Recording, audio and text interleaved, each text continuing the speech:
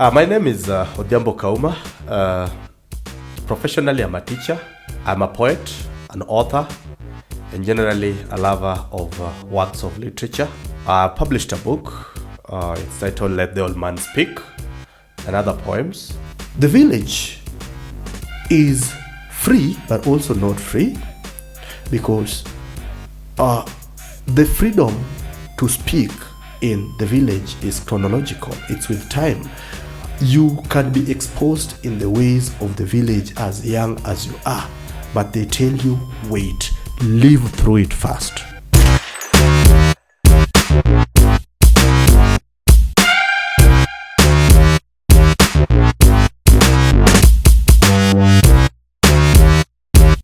Welcome to Conversations in Literature. My name is Eric Rogara. I am your host today, and I am here today with a young author who has written a book called Let the Old Man Speak, which came out in 2023. He has also contributed a short story in an anthology or a collection of short stories, which he co-authored with 7 other writers, titled Broken Rhythm. So Kaumah, welcome. Thank you, Eric. Yes. So how are you? I'm doing well. The Kenyan version. Yeah. The title of your book is Let the Old Man Speak. Definitely. And I know you have a whole philosophy about that. Sure. So can you tell us, or tell me, what that's about? Well, it's about two simple things. The original idea of Let the Old Man Speak was actually a lived experience with my father, an old man, I would say, who I lived under as a father, and I was privileged enough to have been very close to him, and I really loved, not really as a father, but also as a person, our interaction. I loved his view of life. This was a life that he had lived and experienced. He had lived almost to 80 years. And you see, born in the in the early 1930s, he had seen the pre-colonial period. He had seen the pre-independent period, the post-independence, and he was there with me when I was born in the early 90s, and he lived with me all the way to 2017 when he passed on. So looking at it, I loved his philosophy of life, because whenever he was telling us anything or advising me as a son, or talking to me as a son, he was telling me things that he had lived to see. So I always let him speak, and I loved his approach of life. He had a reason for everything. He had a story behind every story. So that inspired me to speak in that voice. But that was not the reason why I wrote the book, or that's not the reason why I wrote the poems. Basically, I am an observer of the sociology of life. And we lived right now in a period where the internet has given the young people an advantage over the old people. The most vocal person right now is not the old man whose distilled wisdom was depended upon in the past, who's sitting in the council of elders was viewed as the final word, or as the law itself. Today, we live in the world of influencers, young people with access to internet, techno-savvy, and when they go outside there, whatever they say, whatever they speak, influences lives outside here. But at some point, I felt that while it's good, it's a good thing, of course, it's something that we cannot take back. But I thought that we were being overexcited as young people.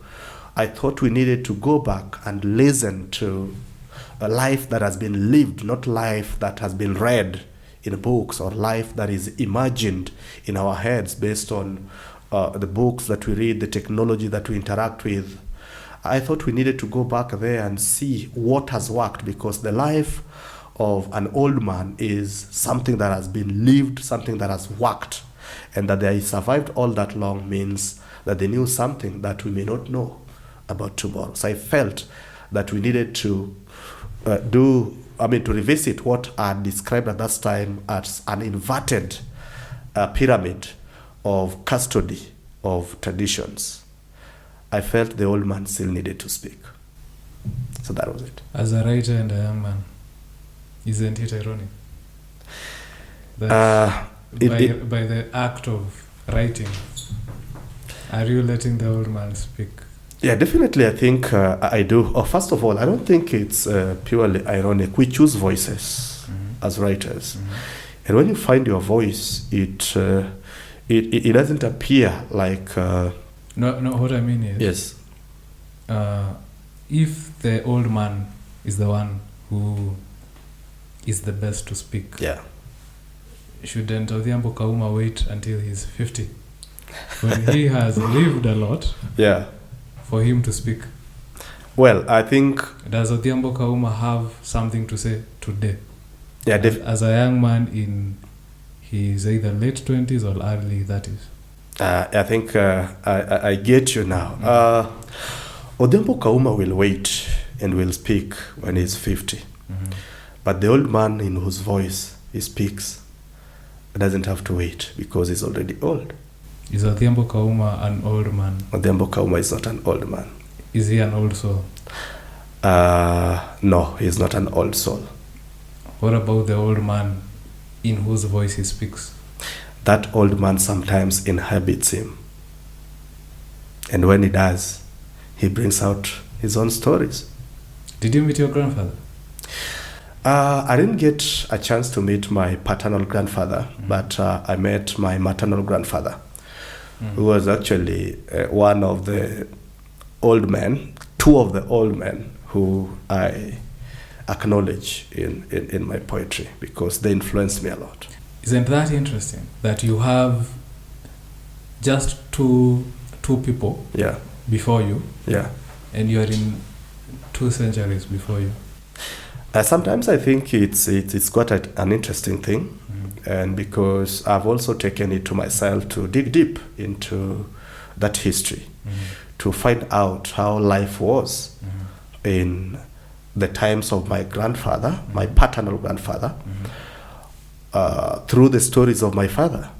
Because when my father was speaking to me in his late years, I think he was not only expressing his own experiences as my father, but also seeing it through the mirrors of his father.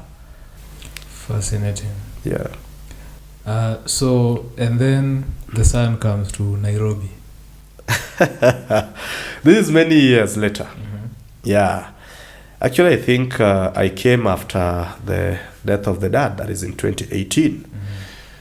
And it was such a momentous moment because I can proudly say that until then, I had not spent life in a city as large as Nairobi.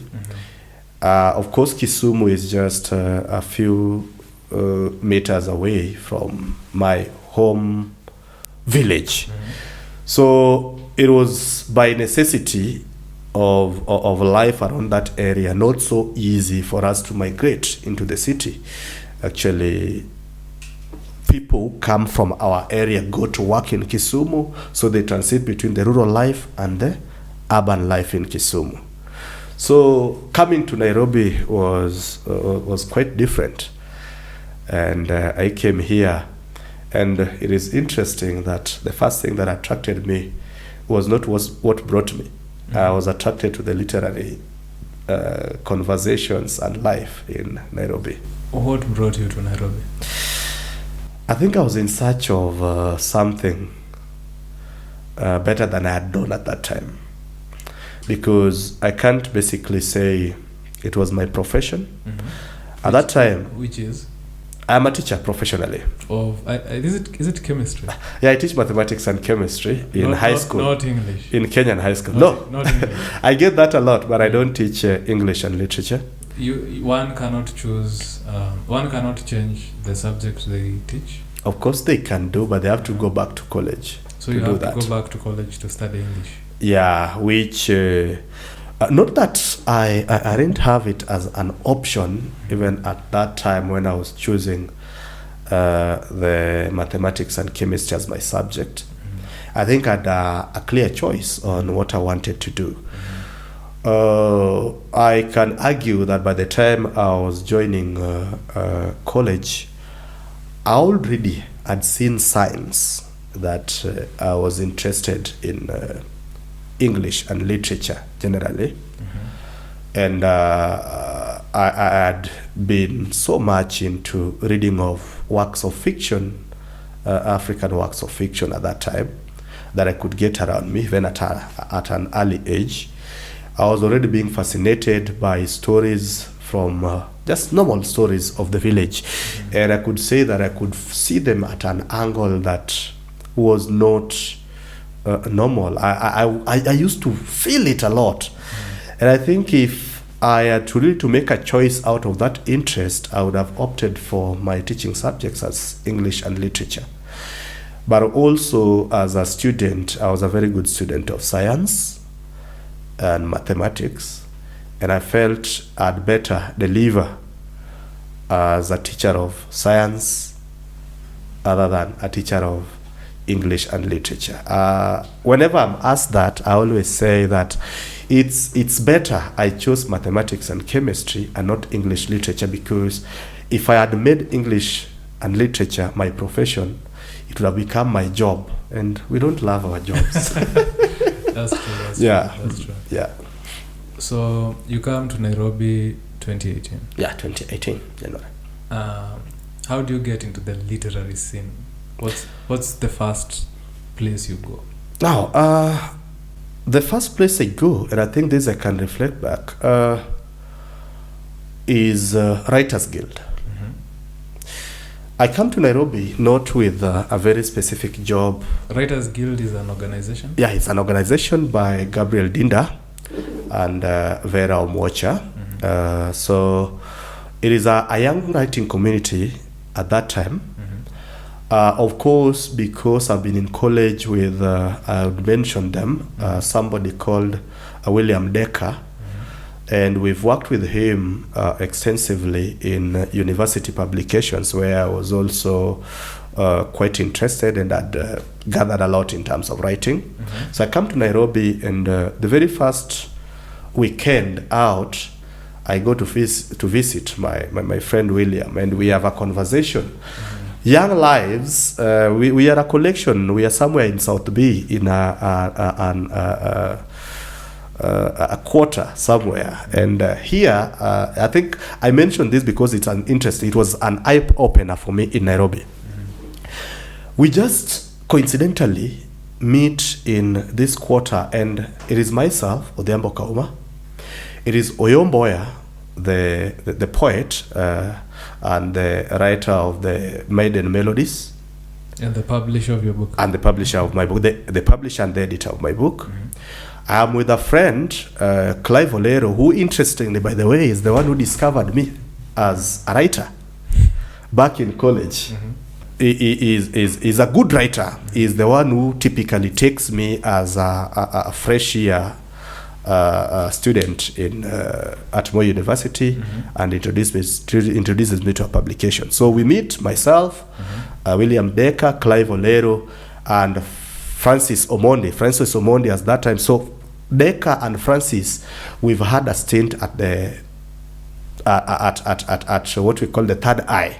With Clive, we've had a stint at the Legacy publication, and then this night brings us together in Nairobi.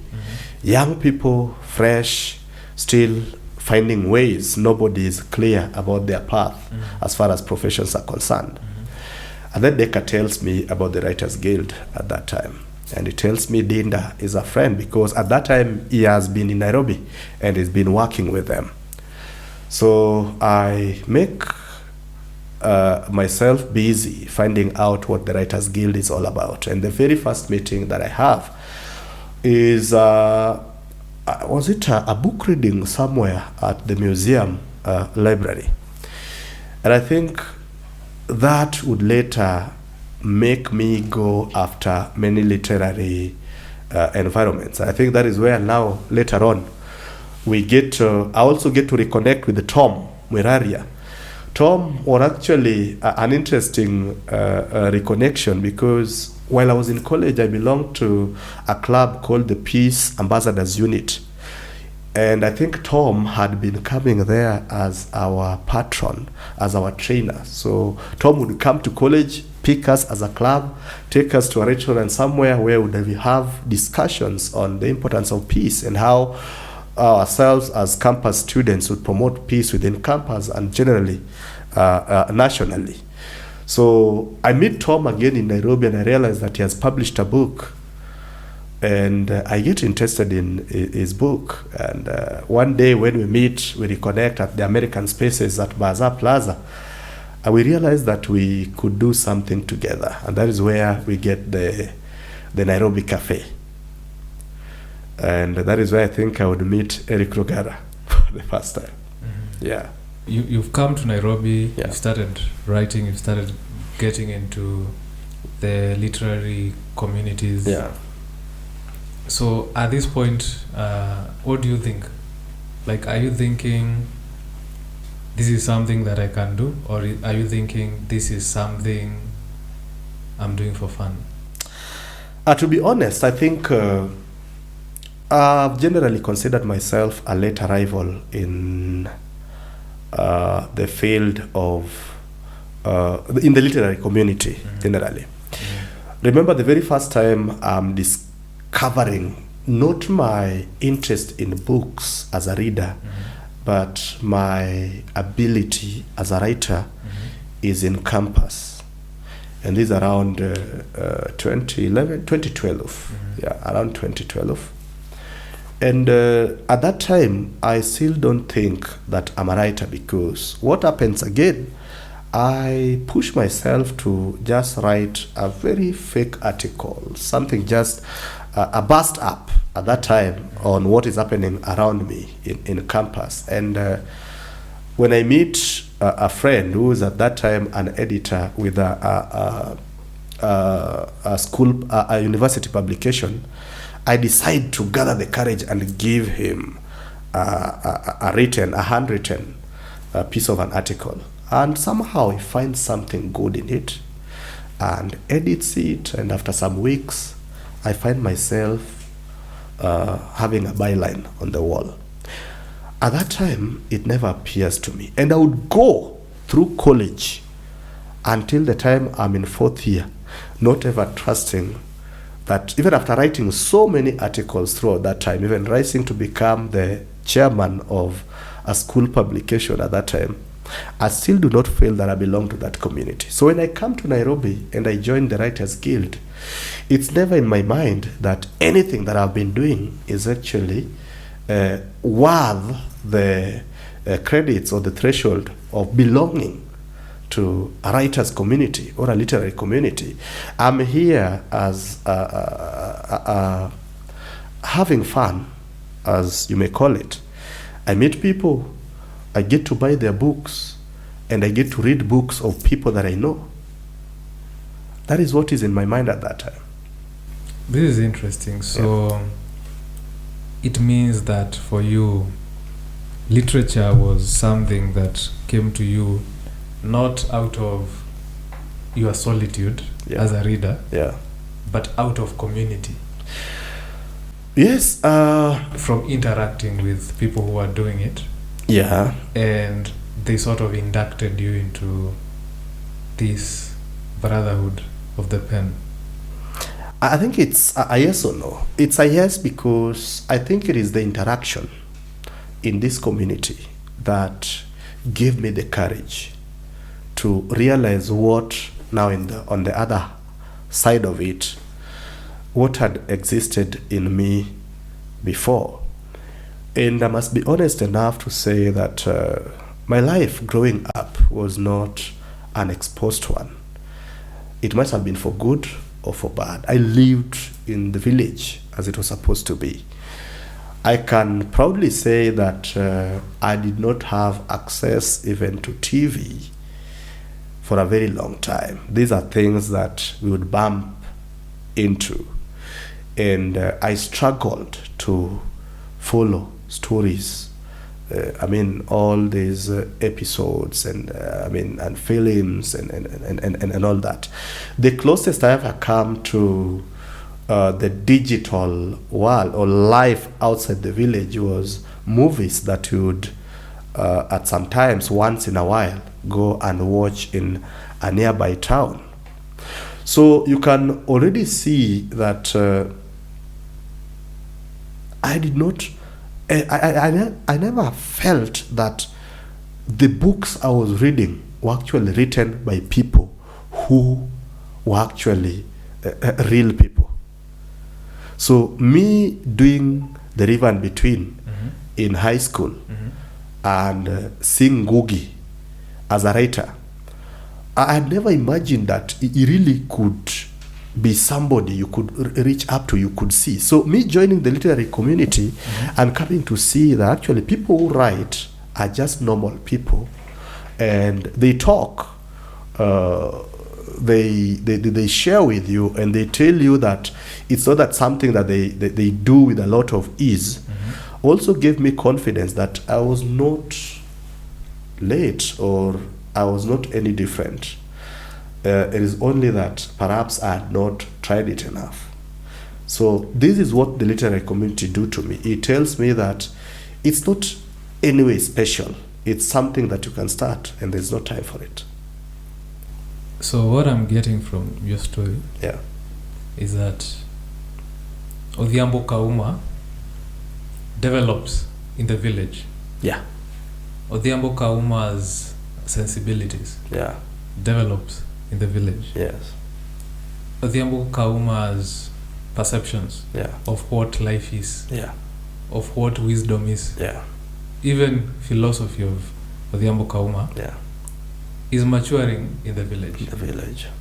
So by the time Odhiambo Kaumah comes to the town, Odhiambo Kaumah is a fully formed human being, mentally and maybe even emotionally.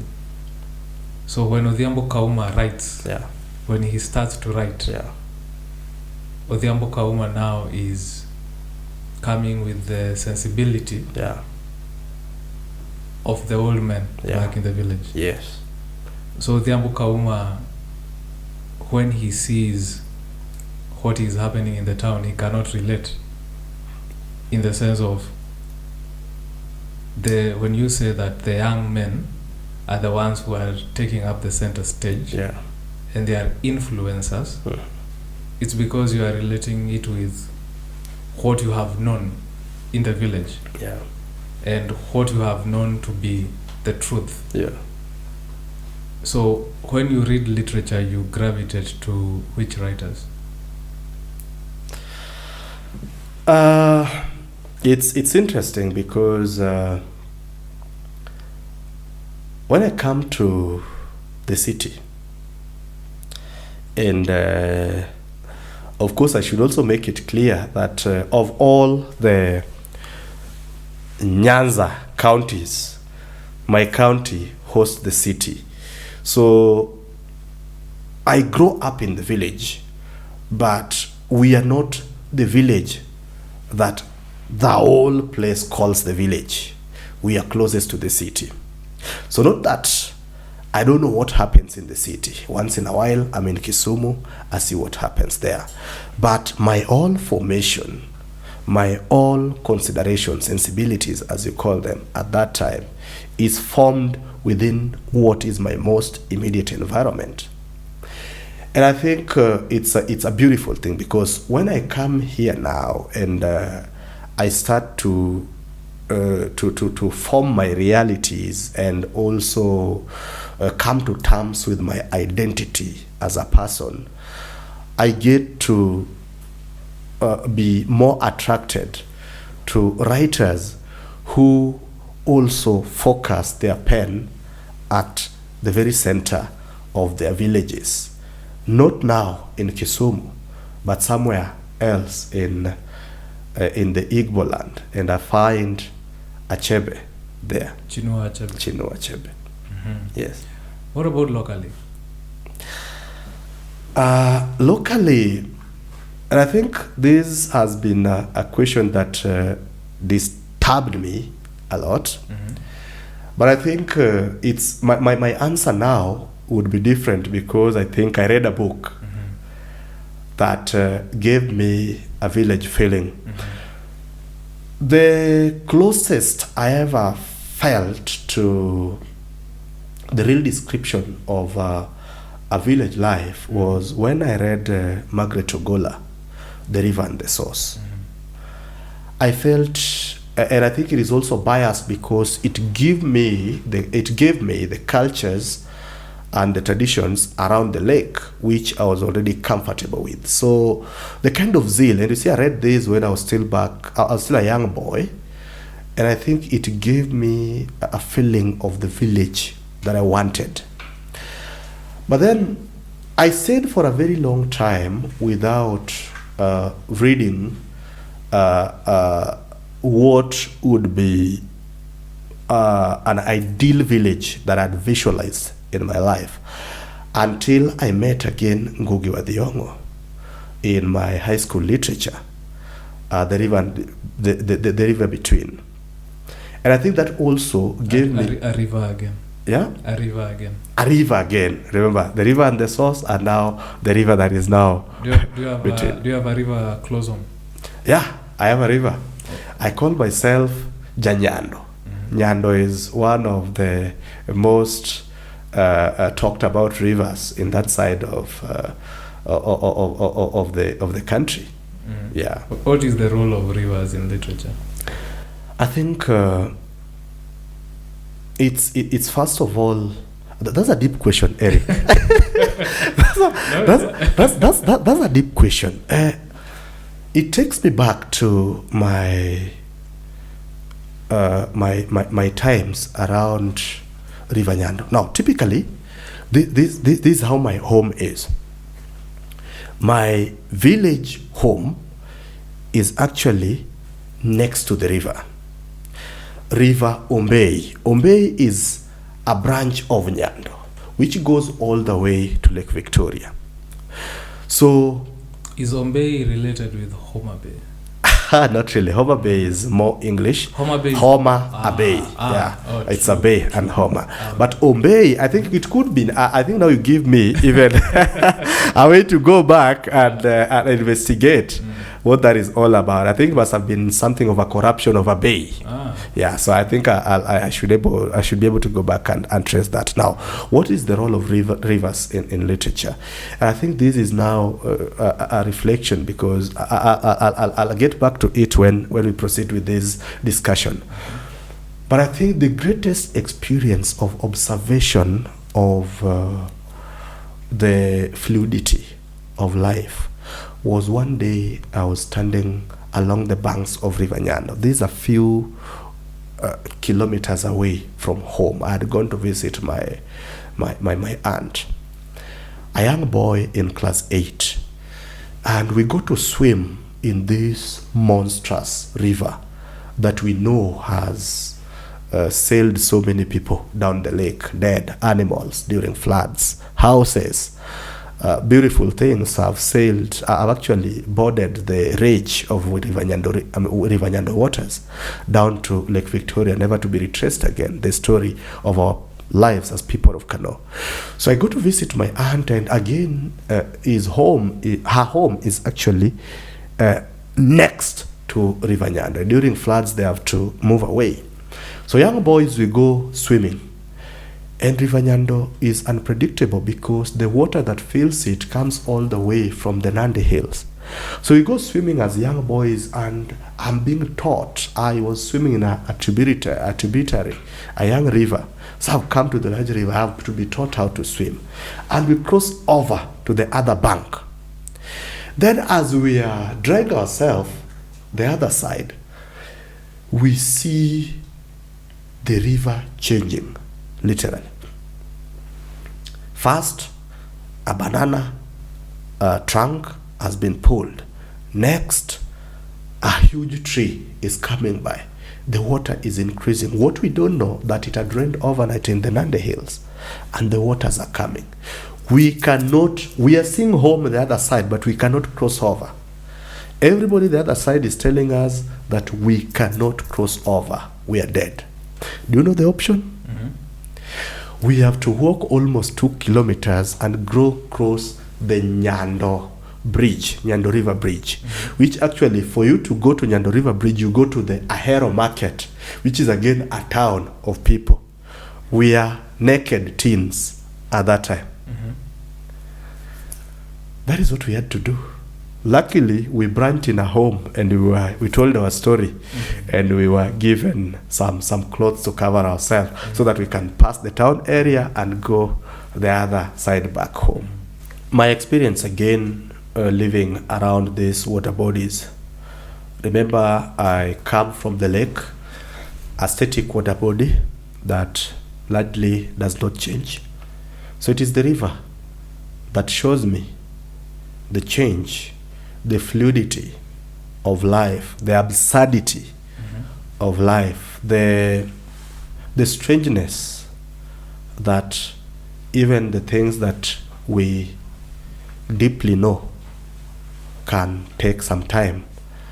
And I think there is one Greek philosopher who observed that you can never cross the waters of a river twice. That is Heraclitus. Heraclitus. He says you cannot step into the same river twice. Twice. The same because waters of the river. Moment you step into the river, that water has passed. It has passed. Yeah. So we don't know those waters, Eric. We've never known the waters of River Nyando. Mm-hmm. Yeah.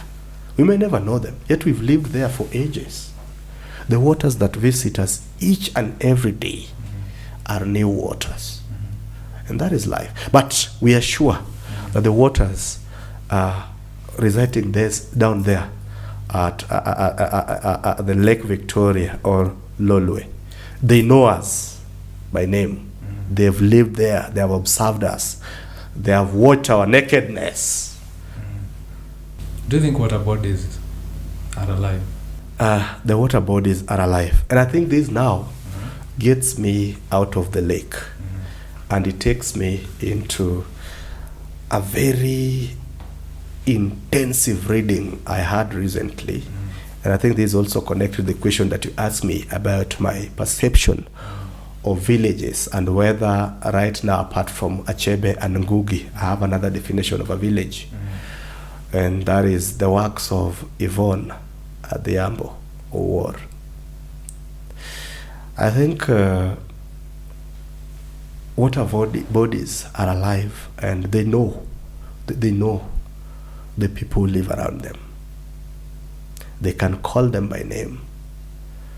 They can, what do I say? I know what you mean. It's deep. What about the people? I think I don't know if it's from an interview. Yeah. I've listened to of Yvonne. Yeah. Talking about, I think, some people on the Congo River. Yeah. Is there a river Congo? Yeah, like the river Congo. River in Congo. Yeah. There are people who understand the language of the water. Yeah. So I know there are people who are like that. Yeah. Who know the language of the Indian Ocean. Yeah. I haven't read her book yet. I've read Dust. Yeah. So that was the language of the desert. Yeah. So from your understanding, from your interaction with the old men, yeah, who may have whispered some old wisdoms, yeah, were there such people from your area, yeah, who you would say they know the language of the lake? They know the lake as a her, as a she, intimately. I really do. I really do. And when it comes to knowledge of the lake, I think it borders more of a spiritual perspective. This is not now literature. This is not a people interacting normally with what they find around them, waters. These are people, these are situation, or these are case where a person or a people have what is more of an intimate and an intimately spiritual connection with the waters, and the water ceases to be the geographical perception of it as a geographical feature. It's a form of existence in itself. People who, before their feet touches the waters of the lake, they feel sick, they feel lonely, they feel homeless, and they live there each and every day. They know when the lake is hungry, they know when the waters are happy, they know when a stranger has stepped into it, they know when it is going to swallow people, they know when it is going to bring back a lost person. They know when the fish is going to arrive. They know which fish must be returned back to the waters. That is how deep some of these connections are. And I remember this is the story of a very young boy I grew up with. I would come to understand his life, or what is observed in him very later on in life. And of course, reading Yvonne, Owuor's The Dragonfly Sea. Back in my village now, I had a very young boy. He was, I think, some 2-3 years younger than me. But he understood the waterways, both the lake and the rivers. I said that this is a boy in the fishing community, or even in the fishing life. There are days you go to a river, you go to a lake, and this is now the commercial fishing where you go with a boat. This is where now you go with a hook. And it is believed that there are places which, when you lay your hook, you can never go back home hungry. It was a normal thing to go a day without catching anything, even if you feed your hook the best meal for the fish. But this young boy was unbelievable. The village talked about it, that wherever he stood, whether it was a small pond, whether it was at the very bank of the river or at the very shore outside the lake, he would never go 2 minutes without hooking out a fish. And it was never what people expected. Where people got the small, or let me say, we call it ngege, or what we call the tilapia, or what we call the Nile perch.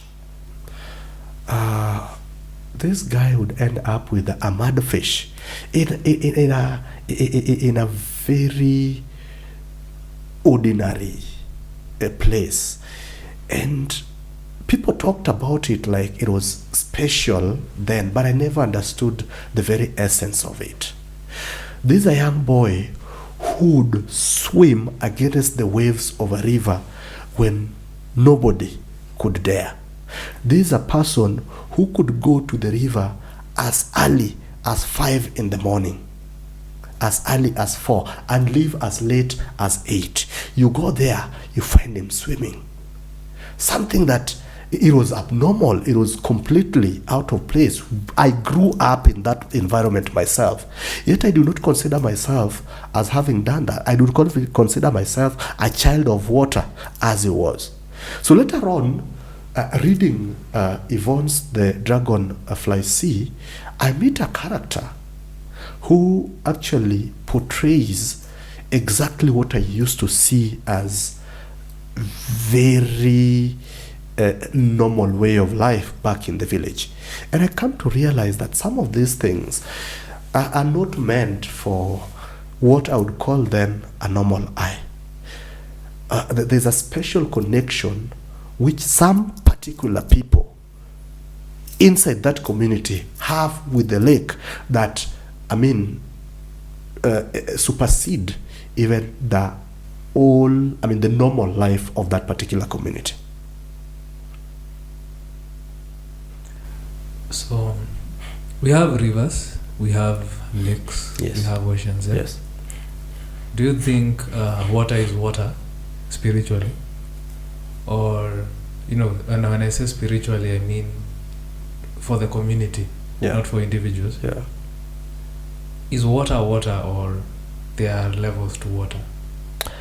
Is the connection of your people to the lake, is it similar to another people's connection to their river?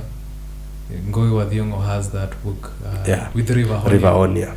And he makes the case for why that river was so special. Yeah. I remember hearing somebody say that when in the Kikuyu community, this was some old sage, let the old man speak. Yeah. So he spoke and he said that for the Kikuyu, how it used to be, if you are feeling depressed. Yeah. So this is what he said. He said, as a man, you go and look at the mountain. Okay. Okay. And he said, for a woman, go and look at the river. So that shows you that physical features, what we used to call physical features in geography, they had some deeper significance for the communities. Yeah. Forest as well. Yeah. The environment, basically, which we are desecrating. Yeah. Wangari Maathai would also mention the spirituality of the environment. Yeah.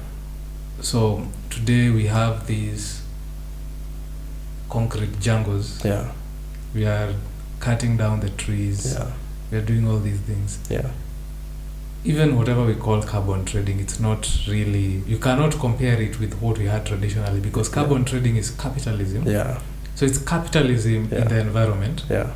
But traditionally we had spirituality in the environment, which is so different. There's a difference between when you see trees as ancestors or as spirits, and seeing trees as investments, or some sort of thing in a global capitalist cartel sort of thing. So anyway, the long story short, when you talk about the river, and when you talk about the ocean, like the river, for Odhiambo, in that book, is the way the people see the river. Right now you're telling me about how your people view the lake.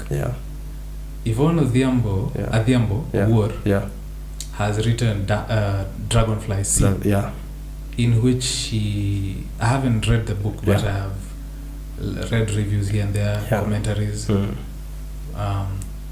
She has written about how the people at the beach, at the coast, view the Indian Ocean, right? Are all these ways of existing and perceiving water bodies by communities similar, or do they have distinctions? I think it's largely similar. And in your development, you talk about the reverence for physical features, the mountains, the lakes, the hills, trees, and all this. And okay, I think I should say this before. I've lately been following up on our stories of conservation, and let me just rope him in, the conversations that sometimes I listen to actually through Mordecai, Mordecai Ogada. And he has a different perspective on conservation. The first time, Dr. Mordecai Ogada, doctor, author of the Conservation Lie. Is it the big Conservation Lie? The big Conservation Which he has co-authored with Baria Wambaria. Baria Wambaria, the journalist turned activist. I'm just saying this for the viewer who would need to to know about this, you can also check Dr. Mordecai Ogada on YouTube. Yeah. To find his monologues. Definitely. So it's interesting. I bring out that because the very first time I heard him speak, I think that was around 5 or 6 years ago. It was on Facebook, and I saw him write a post on our view or our philosophy or our policies on conservation as it is. And of course, he was talking about the consecration of what used to be normal, communal lands with its physical features, the falls, the fresh waters, the mountains, which at some point were fenced with what are called investors who come in the name of trying to conserve rare animals or areas, and then they literally come, are converted into tourism attractions that are actually not even open to the locals. And I think I'd made an observation in my characteristic writing that if God wanted to speak to Moses today, Moses would have to pay his way through Mount. Which mountain was that? The mountain where Moses spoke to God. Sinai? Is it Sinai? Yeah. Sinai, yeah. Moses would have to buy his way into Mount Sinai. He has to pay a gate fee. Well, Jesus would have to pay a gate fee to weep at Gethsemane. At Gethsemane. That is how much we've been spiritually disconnected from the physical features that gave us spiritual connection. The conversation, the question is whether these features, whether in their forms as hills and mountains, rivers or waters, are actually significant to that extent to communities existing in either of these expressions. I really believe that a water body is a water body. What a small river means to a small person living in the banks of River Nyando is the waters, is similar to what exists to the character Ayana in the islands of Pate in the Dragonfly Sea, because the interactions are different. When Ayana leaves in the morning to go and dip himself in the waters of the ocean and speak to the waters and feel the spiritual essence of the waters, and Alfred somewhere goes and swims in the same waters in Lake Victoria in River Nyando, and the spiritual connection, the depth of it, the connection at that point is similar. What is different are the stories. The waters of River Nyando do not bring back boats, ships. The oceans, or the waters of the oceans surrounding Pate, bring large ships. They bring the Chinese, they bring the Indians. In Nyando, the waters bring bananas, they bring dead people from the hills of Nandi. They bring large trees, sometimes carrying fruits that are foreign to our land. They bring clothes of people's stories we never know, and we keep them deep inside us, and they remain part of us. They form parts of our realities. They form our nightmares. Similarly, the same way the genes that characterize the oceans actually also bring stories, are actually the stores, the keepers of the stories of the highlands in Pate, the islands in the Indian Ocean, in the Atlantic. And let's leave the waters alone. A small hill in Gotramogi gave an essence to Owuor people who entered what we now call Kenya through the western side of this country. It does not, it does not take away the essence that it was a hill that gives us, as the Owuor people, our spiritual essence, our spiritual connections with our forefathers. I think it should be the same for Mount Kenya, over 5,000 feet. When I look at Gotramogi, what do I see? It could be the same thing you're seeing at Mount Kenya. Yeah. I am asking this question. Yeah. People might think this is so random. Yeah. But, I don't know if it's since 2022. Yeah. But maybe earlier. Yeah. You've been writing on Facebook about politics. Yeah. And you've even gone viral. Oh, yeah. For that. Yeah. But one of the things you do, you love to write in a metaphorical manner. Yeah. Like an old man in the village, using the language of, I wouldn't call it poetry, maybe proverbs. Yeah. So it's that language where you do not use abstract words, you use concrete nouns, concrete words. So you talk about hills, valleys, lakes. Yeah. So in representing the tribes of the nation, and talking about the different political formations, you use the language, that language of the old man, or of poetry. So you talk about the mountain, the lake, the valley. You say the mountain has fallen into the valley. The lake has swallowed the valley has also swallowed the waters of the lake. And the what has the mountain done? The mountain has fallen into the valley, and now it has lost its height. Yes. So this poetry, very poetic. So clearly, to you, these physical features, they do matter to the lives or to the identities of communities. Because personally, I've been thinking that a people actually develop based on the geographical features and climate of the places they live in. So you find people who live near coasts, beaches that are very serene, they have a certain character. You wonder why the British people with their who live near very stormy beaches, their character is not, or the Vikings, their character is not similar to the people at our coasts. But the people at our coasts are similar maybe to the people at the Mediterranean coasts. Or when you talk about people who live in the highlands, people, you may say, oh, these people from these highlands are similar to people from these other highlands. Or people who live in the highlands and people who fish. If they have similar climatic conditions, from country to country, you might find their cultures have a certain similar temperament. You might find pastoralists.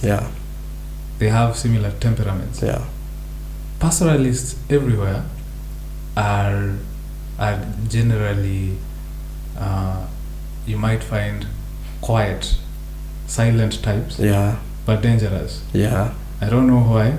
I read that somewhere and I started thinking about it. It's like, that's true.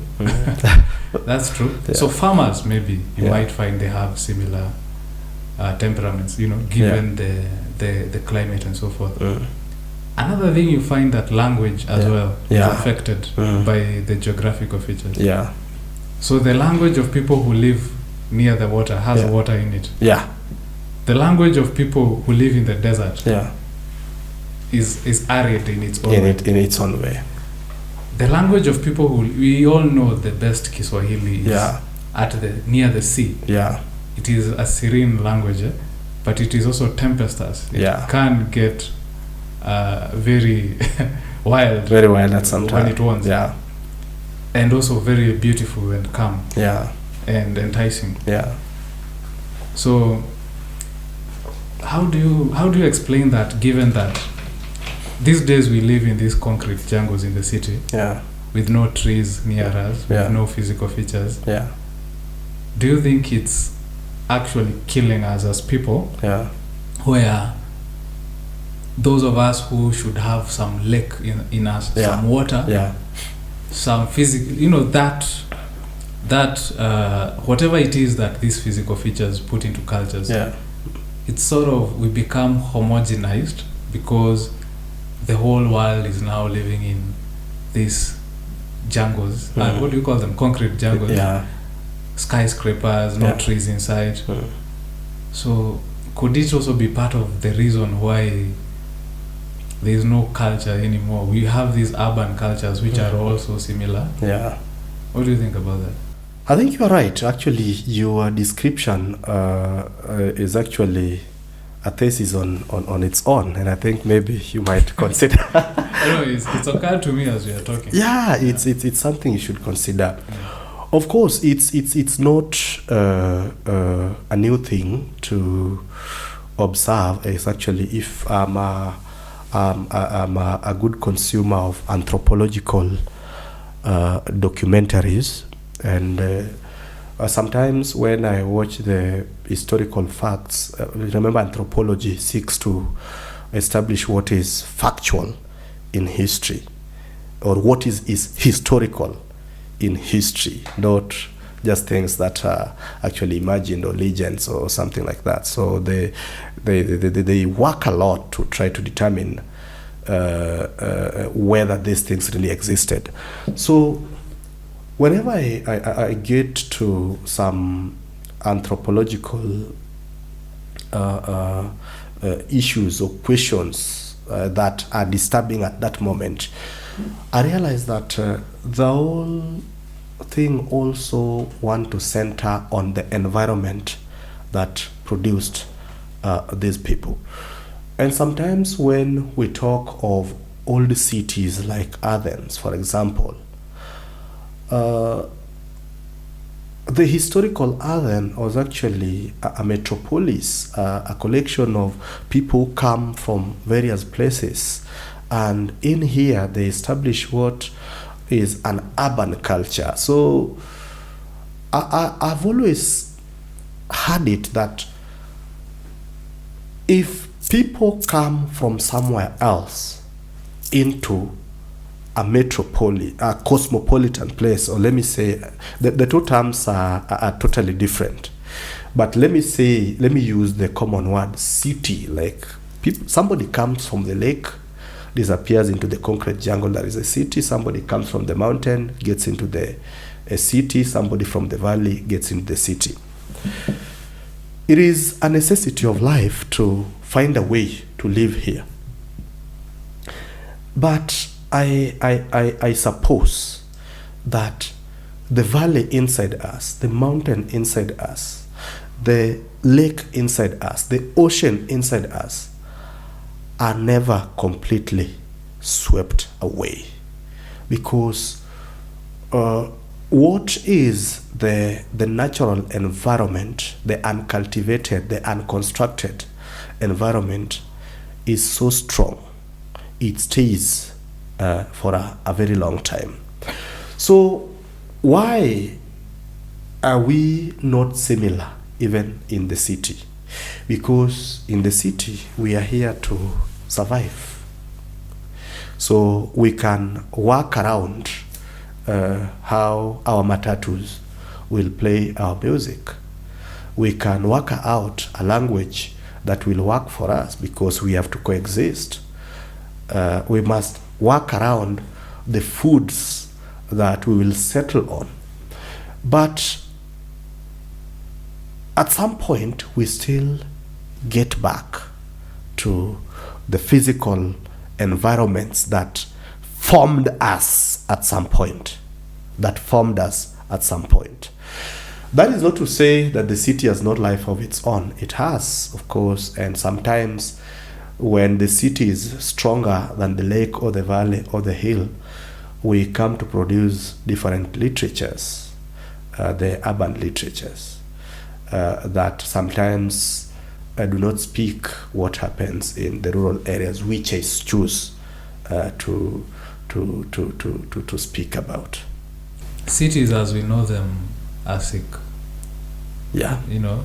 Because the food makes us sick. Yeah. The culture, the music makes us sick mentally. Yeah. It is in cities where we have serial killers. Yeah. It is in cities where we have matatu madness, traffic madness. People don't follow rules.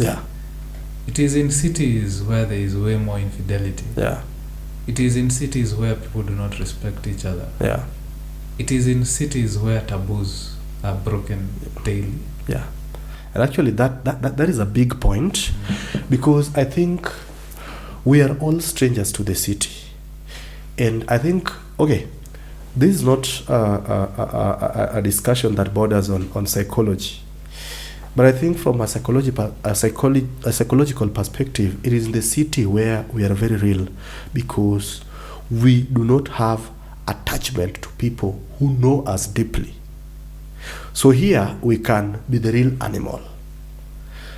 And it lets out in us the real us, actually. Is it really the real us or the worst of us? The real us is actually the worst of us.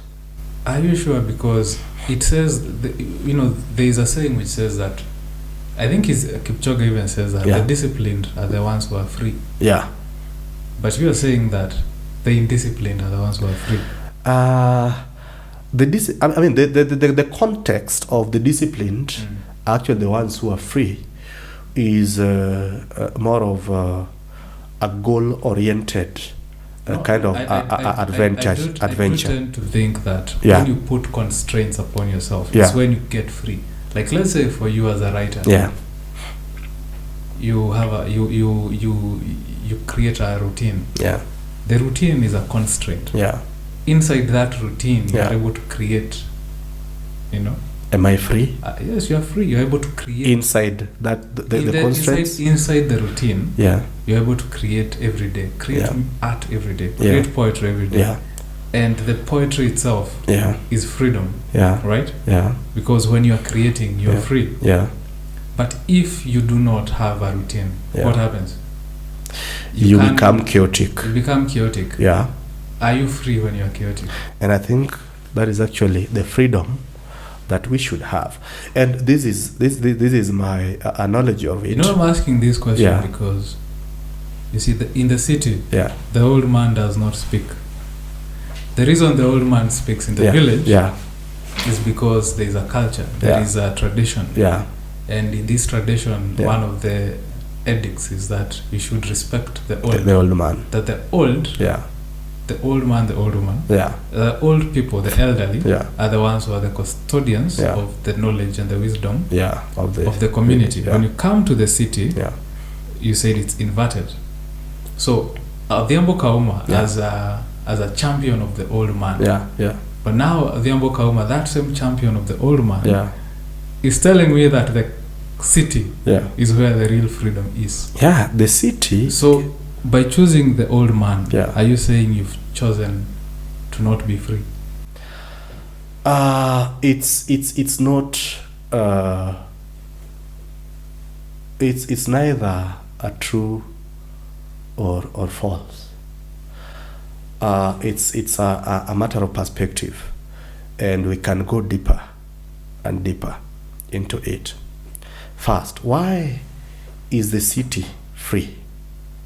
The city is free because it does not have an established tradition where there is a gradation of the level of containment of wisdom that Odhiambo Kaumah speaks of.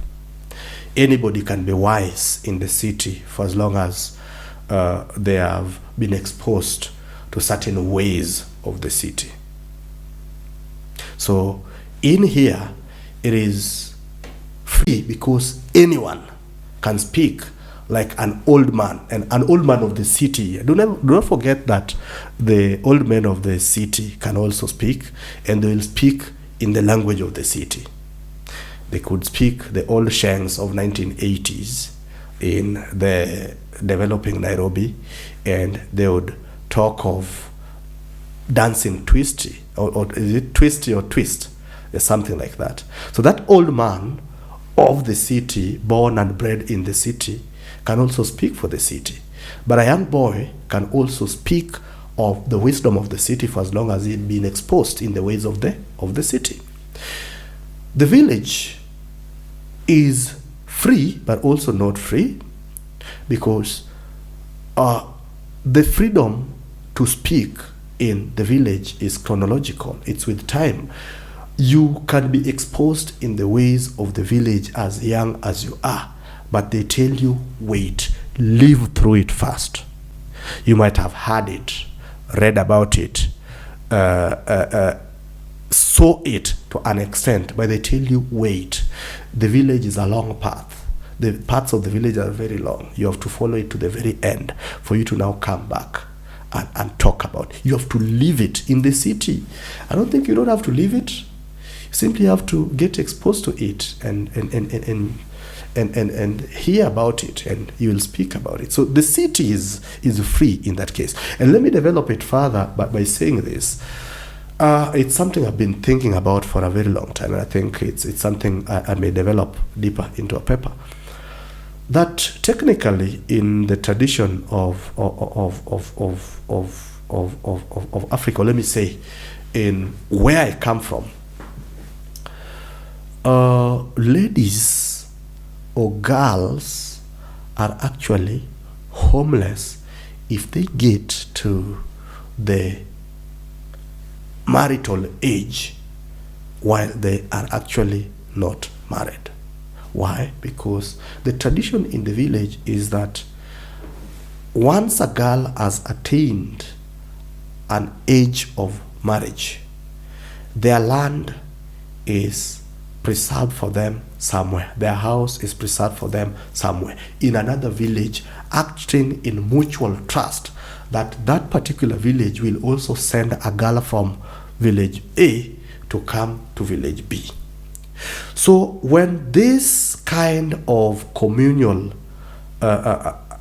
arrangement, trust in giving the girl a home, is broken by what now is a very cold reception of the arrangement of marriage, where does the girl go when that time comes?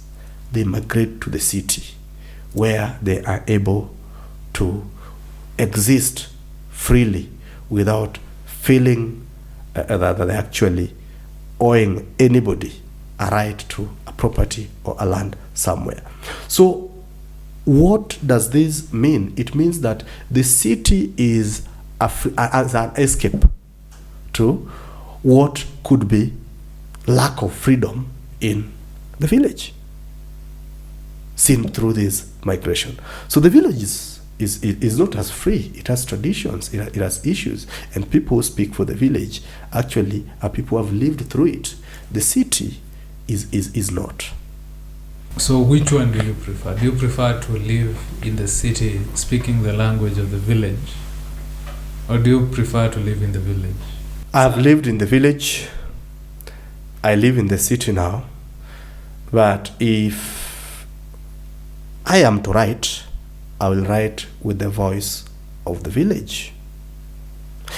My experiences now are of the city. Maybe one day, later in life, I may find myself writing for the old man of the city. And it's not a new thing.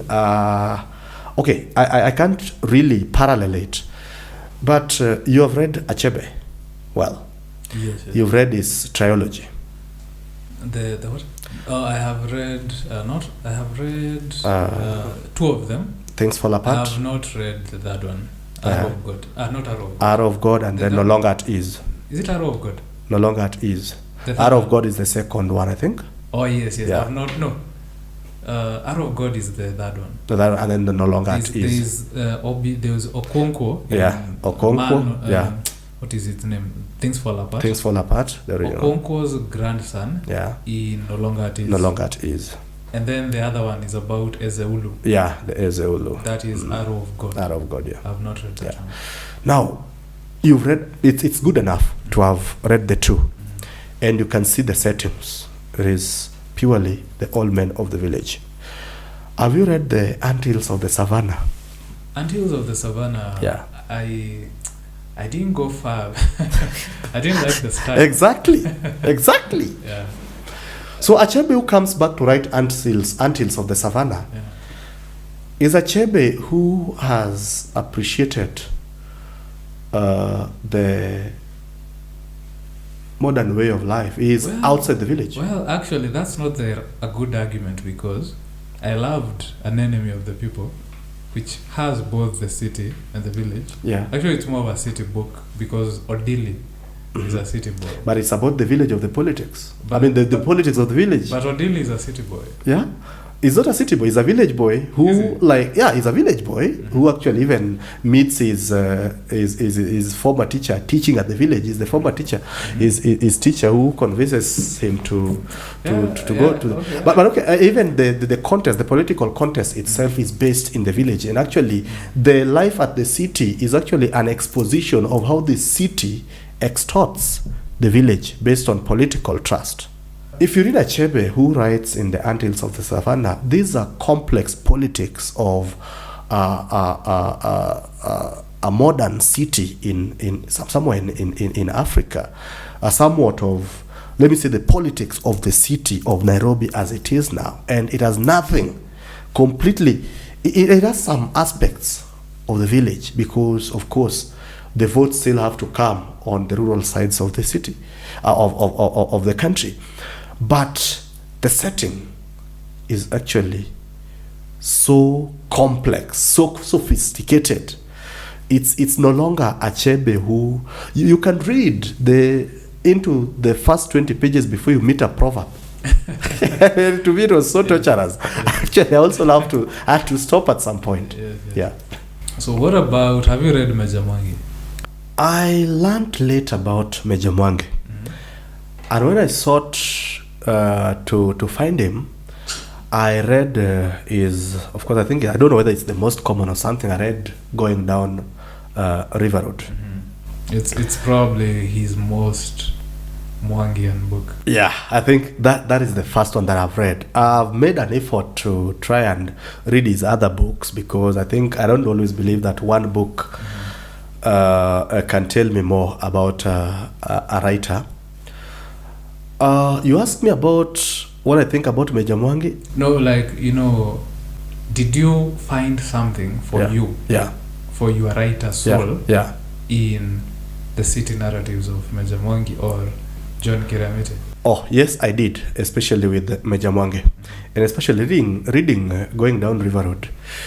I don't think it is purely the story of the city. The setting is in the city. But the people, his two main characters, are actually people who are still haunted by their deeds back at the village. And his character from the Luo side, I don't know. Ochola, yeah. Look at Ochola's tribulations in the city. Ochola is not in the city. Ochola left some wives. Is it wives? Wives and many children. And at the end they come. They come to the city to join him. Yes. So Ochola's stay in the city is not actually. He's a fugitive in the city. He's a fugitive in the city. Yeah. The city. He is here to survive. And actually, that is the story of very many. I related with that story because it was the story of very many of my uncles who I saw growing up. They were in the city in search for a better life, and they left there. That is the difference now. In the Nairobi that Meja Mwangi talks about in Going Down River Road, I don't think the city belongs to the natives. The city belongs to the Indians who own construction companies and the whites who are still running the government ministries at that time. The local man is actually a fugitive in the city. Is actually is a refugee in the city. And look at their struggles with accommodation itself. They go somewhere down Madare Valley and construct a very funny structure, temporary structure, and the city officials come, chop it out, they have to put it up again. And here again, actually, the migration starts. The design of a whole life set up in the city with the man, the woman, and the children is actually introduced by Majamwangi in that book, where now the wives have come. There is nowhere to sit. There is nowhere to stay. Ochola is cohabiting with his friend, actually. But life has to move on. So the village is coming into the city. But Ochola, all his life, has always worked in the city while waiting one day, should the fortunes favor him, to go back to the village. So I found in Majamwangi's story, and that specific story, a connection between the life of the city and life of the village in that way. Yeah. So technology right now Yeah. is sort of bridging the gap between the city and the village. Yeah. In this sense. Yeah. You've interacted with TikTok. Yes. So I don't know, the thing I've admired about TikTok Yeah.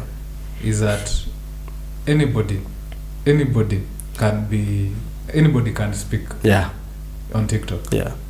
So the old man is speaking on TikTok. Yeah. The old women are speaking on TikTok. Yeah. People in the village Yeah. can become stars Yeah. through TikTok. Yeah. While in the village, Yeah. people in the city Yeah. can people in the village can access Yeah. people in the city, Yeah. the wisdom of people in the city. Yeah. People in the city can access the wisdom Yeah. of people in the village. Yeah. So you've seen, I don't know if this is happening in your place, Yeah. but in my community there's been a lot of looking back towards where we came from Yeah. culturally. So we have gone the cycle to where we are like, we have to look back. We have to understand our traditions, where we lost ourselves, where the rain started beating our heads, to use an Achebe proverb. Yeah. So a lot of that information is accessed by people through TikTok, Yeah. YouTube, Yeah. all these other, Facebook, Yeah. basically through technology. Yeah. So people in the city who have forgotten themselves, people who may even be fourth generation Yeah. of people who have their parents were born in the city, their Yeah. grandparents Yeah. were born in Yeah. the city, Yeah. but they are looking back, and because of technology, the village is coming into their living rooms. Yeah. And then people in the village, the city is coming into their fields, into their spaces, Yeah. through the same phones. Yeah. So do you think that at some point the village will lose its essence, maybe, or is it a positive trend? Yeah. Is it that African cities will become more African? Yeah. Like, you see, the city today is in Kenya. Yeah. You'd say the city is American. It's Americanized. It's Western. Yeah. Yeah. But maybe going forward, Yeah. as the music we've started seeing these trends. They are coming back. Even rappers, Yeah. like Octopizo or Cardinali, Yeah. starting to go back to the rumba, to Yeah. the ohangla, to Yeah. the benga, Yeah. to the traditional music, Yeah. and creating beats Yeah. that are themed on what comes from, the old days. Yeah. Yeah. So could it be that we are going to create a new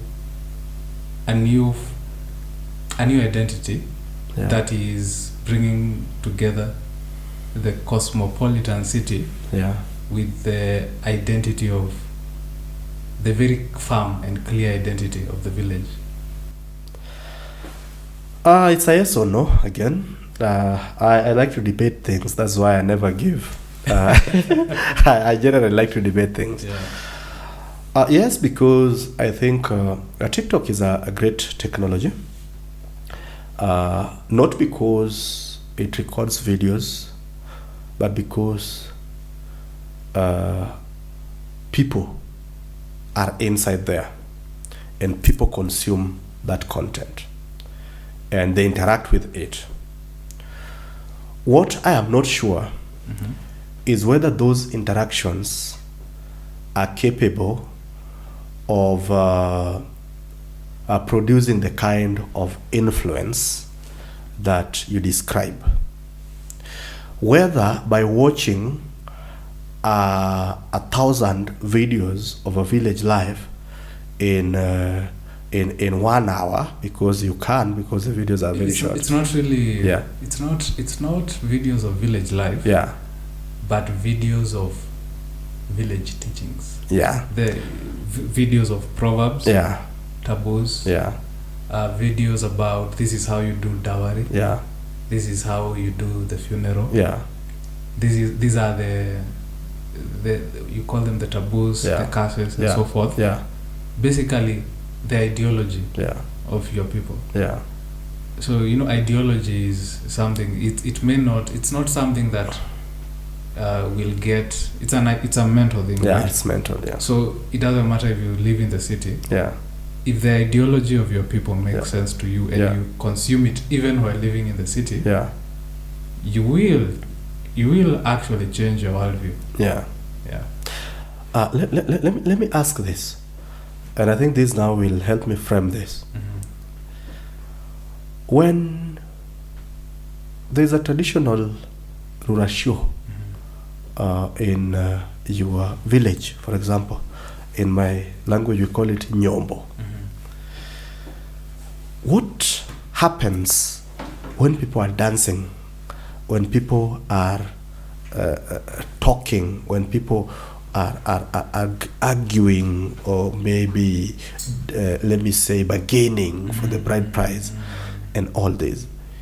Is that life acted, or it is real, if you get the real meaning of the sense? I would say it is real, Yeah. but it's also a performance. It's a performance. It's a performance, but it's Yeah. also real Yeah. because it has real consequences. Uh-huh. And it's a real bargaining happening.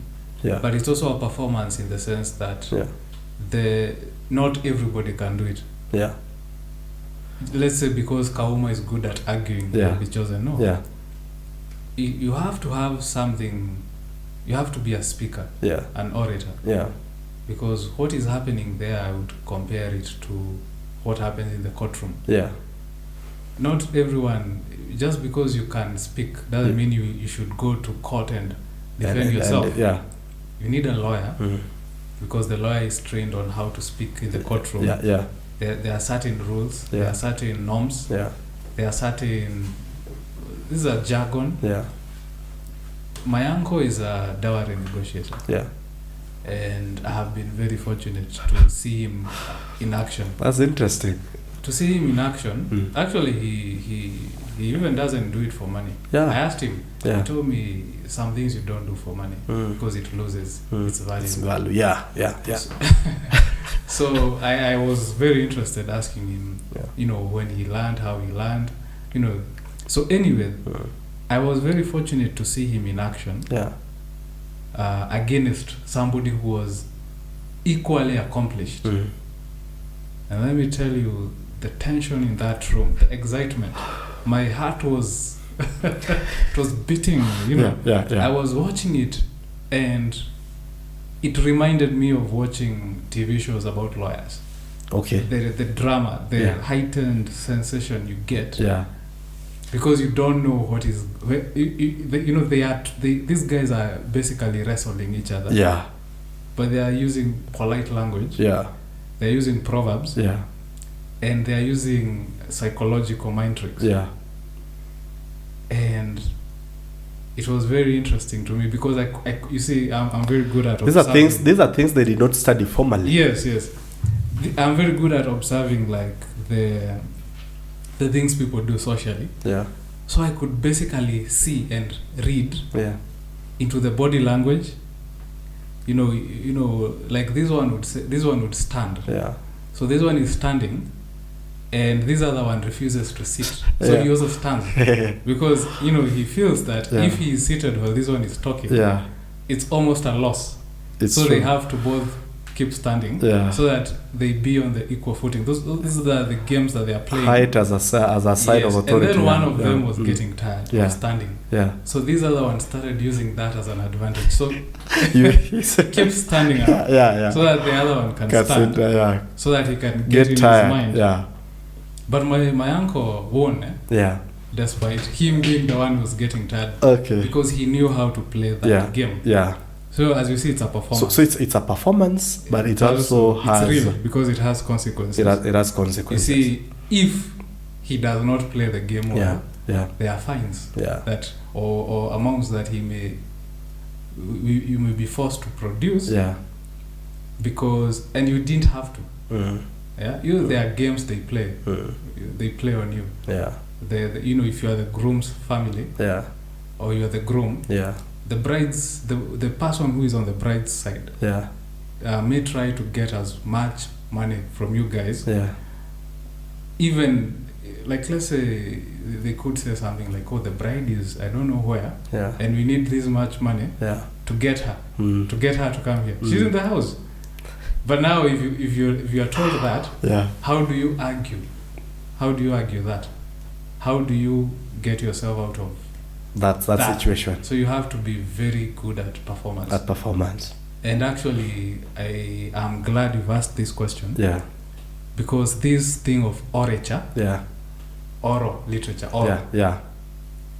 is something I wanted to talk to you about. Yeah. Because you are a very good speaker. You think so? You're a very good speaker. Yeah. So thank you. And it's something we've spoken about before. Yeah. The Luo politicians are very good speakers. Yeah. Yeah. Yeah. They're the proper ones are very good speakers. They have the gift of the gab. Yeah. Yeah. They make good lawyers. Yeah. You look at somebody like Millie Odhiambo. The way Millie Odhiambo speaks. Yeah. It does not matter what she is saying. The content does not matter. Yeah. The way she does it is everything. She enjoys speaking, and you enjoy listening to her speak. Yeah. Even this young guy, the recent guy, is a Luo, right? Kasmuel. Yeah, Kasmuel Makore. No, I can't confirm that. Okay, but he's basically working in the Luo tradition, and he has been compared to Tomboya. Yeah. All these guys. There's this guy who used to say Bado Mapambano. Otieno Kajwang. Yeah. Yes. The picky ponky of the court. There's also the picky ponky. Willis Otieno. Yeah. So it's a whole tradition. Yeah. So I have seen Richard Owuor, the writer. Oduku Owuor. A very great man of the pen, and also a man of the pen. Yeah. Also a Luo. Yeah. He has written. Sometimes he writes about the Luo. I don't know what you would call them. Sensibility. Yeah. Basically, these things have names. Yeah. Yeah. And this particular oral tradition, which people call, boasting. The Luopian, that boasting. Yeah, the actually it has a name. It is virtue speaking. It is called Pakruok in Yes. Yeah. So Owuor once wrote a post about Pakruok. Yeah. And I think that is, whatever that is. Yeah. It's similar to what I was talking about with the dowry negotiators. Yeah. So they have to have that sort of thing. Yeah. But for the Luo, where does that come from? I think it basically it's so much woven into the culture and our traditions. Generally, even in terms of our naming, the original tradition in naming of a Luo child was not is actually when somebody who is good in his element as a Luo wants to ask you to say your name, for example, they won't tell you in the English translation of "tell me your name" or "wachna nyingi." If they want you in your real element, they'll ask you "pakri," like "who are you? Tell us about yourself, and it's not about your name. It has to be about who you consider yourself to be. A name may be part of it. Where is this name? How are you? How did the name come about? And you see, naming in our culture then was very spiritual. By the way, a child would be born, he would cry, and names would be called until such a name that would make the baby stop crying. That would become of the name, and the name generally would be of people who are recently dead, or are long dead, ancestors, and all that. So that name gave you a spirit, and you owned that name. You see, and that name spoke your identity, where you come from, your attributes, your physical characteristics, your what generally you are proud of. I have a friend who actually performed for us during the Festac Festival in Kisumu, and he calls himself George Chunga Pungulu Pangala Wod Jomariek. So Wod Jomariek actually means that he comes from the people who are considered to be wise or clever. And so you don't stop as his name, George. Who names you? Is it a nickname? It can be a nickname. You can name yourself. And actually, to bring a bit about the conversation that we were having at the Festa, it was about Luo legends and cultures. And one of the things we were saying, how are legends formed? How are legends created? So we realized at the end of our discussion, of course, our main perspective was that legends are formed or are created when their stories are told for what they are or what they did. Luanda Magere was rumored to be a stone, so he was a legend because of what he was. Somebody like Gor Mahia was a legend, or is a legend. His story was told as a great magician who could disappear. So that is the village talking about Gor. But we also realize that the virtue speaking or boasting in the Luo culture was also a way of creating a legend out of self. So your father could praise you, call you Okeo, professor, okay, Jok Musomo. So it's like he's praising you using your genealogy from the mother's side. So you are his son, but you are mothered by a woman whom he got from a people who are more learned than their own village. So it's something that creates a spirit in you, and it builds in you. Grow up believing that this is who you are, and it's always very good things about you. So that culture, but of course we are talking about disintegration of cultures, or cultures are dying. So why is it that today we are still having people who are so vocal, people who have the garb of, or the grasp of, of orature or oral literature in that part? I think it's also attributed to our political experience in this country. In our lived identities, without getting lost into what we study as a very kind of liberal world where we are supposed to accept some polity the way they are. It's also a reality that despite being some of the very active people in the fight for independence in this country, our political experience has been more of pain. And when you oppress, when people feel oppressed by that history is generally supposed to produce people who are very expressive, people who speak about themselves. And sometimes in the characters of mainly people are so proud of what they are saying, and it comes out of their character. It comes out of, it almost comes out as you have come to have peace with yourself, with your identity, with the political environment that has created you. I wish we could insert James Baldwin and his American Harlem experience in this through that perspective. That you are born a Luo, and then you don't know that at first as a child. Children do not know that they are Luos, they don't know that they are Kikuyus, they do not know that they are Kalenjins. They know they are people.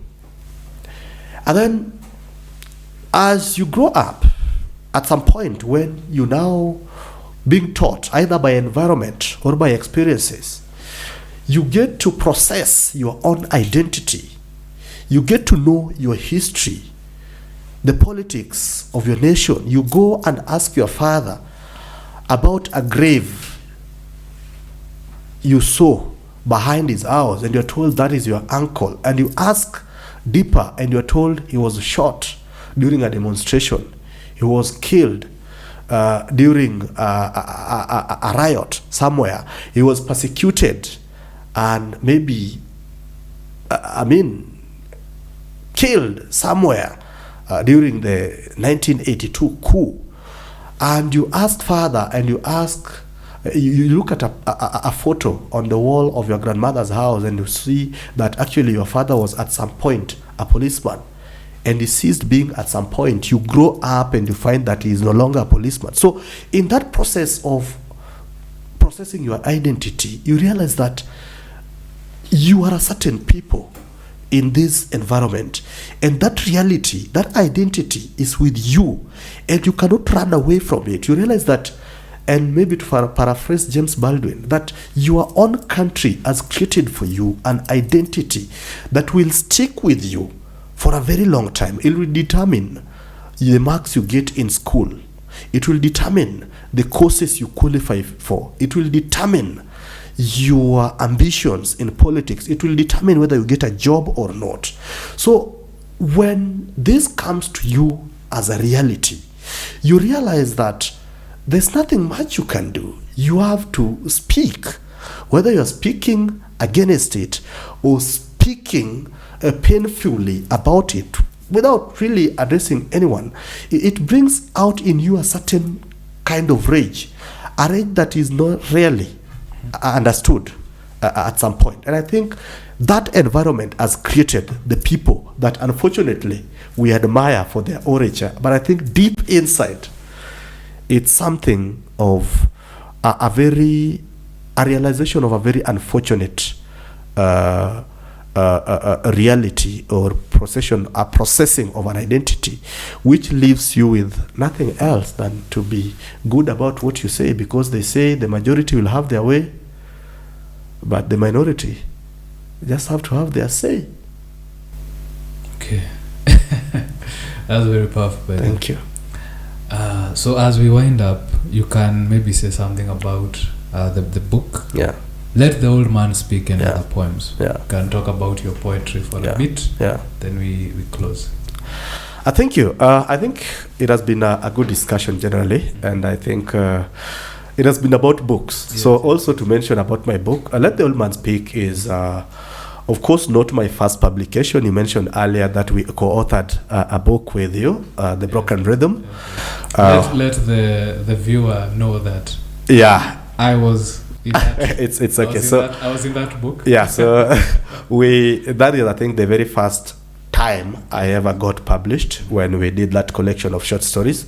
And by the way, it's a very interesting book that actually opened the door for us. And I actually thought when I went to Shiko's Author's Fit, and she asked me which was my favorite story in that book. I mentioned your story. What was it titled?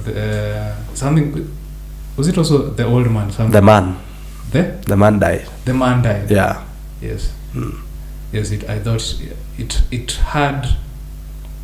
it had the aspect of the proverbs. Yeah. They spoke in proverbs. Yeah. It was just a very, I don't know, you have a lot of influence from Chinua Achebe. Yeah. So there's that speaking in proverbs, but also it's your own style. Yeah. Yeah. I hope I will become my own name someday. No, you already are. I hope. You already are. Yeah. You remember Kithaka Wamberia? Yeah. He knew you. He knew your name when you sure. when you were signing an autograph. Yeah, sure. Yeah, so but it's always a long journey yes, ahead. it's a long journey. We hope we become. Generally, this interview here, we will watch it 30 years from now. Yeah. I watched those old videos of Achebe with Soinka sitting down on a literary table, and you look at it. Clark. Yeah, and the South African clerk. And look at it. This would be us 60 years from now, and we'd be saying a different thing. Rugara would have become a very big name. Now, to speak about Let the Old Man Speak, it was my first individual publication. It's a collection of poems that actually I think are older than I intended, because these are pieces that I've been writing since around 2013 or something. I published in 2022, 2023. So they are a collection of pieces. Actually, it's a three-part collection. The first part is basically what now takes the title of Let the Old Man Speak. It is an experience of observations in the village, things like dowry, things like father-son relationship, father-daughter relationship, and the ethics and the morality, the philosophy of morality that guides those particular people in the village, how things are supposed to be done.